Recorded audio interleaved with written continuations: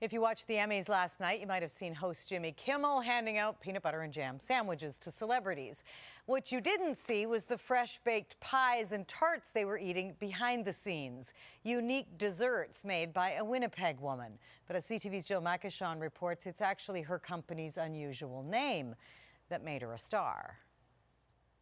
On the red carpet at the Emmys, in the spotlight of the paparazzi, a pastry queen, rubbing elbows with the stars who just can't get enough of her now famous desserts. It's the Game of Thrones gentleman and his girlfriend, and we couldn't, they just wanted to stay in our booth, and they were trying to lick the edges of the jar for the last of the butter tart. Heather Damon found sweet success creating personal pies like apple, strawberry, rhubarb, and butter tart in a jar.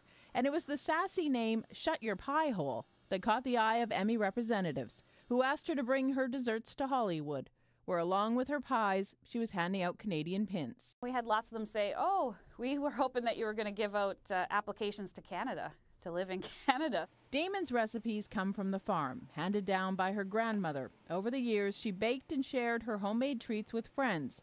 They convinced her to follow a pie-in-the-sky dream and start a business. That was only 2.5 years ago. Started really in farmers markets and just going that way, and now we're doing corporate events. It's really spreading out across the country and across North America, and hopefully one day the world. There are plans to start giving back through charities and a project Damon is working on called the Ability Kitchen. For a woman who is selling a bit of home in every bite, she thinks back to her own family and her mother. She constantly talked about dreams.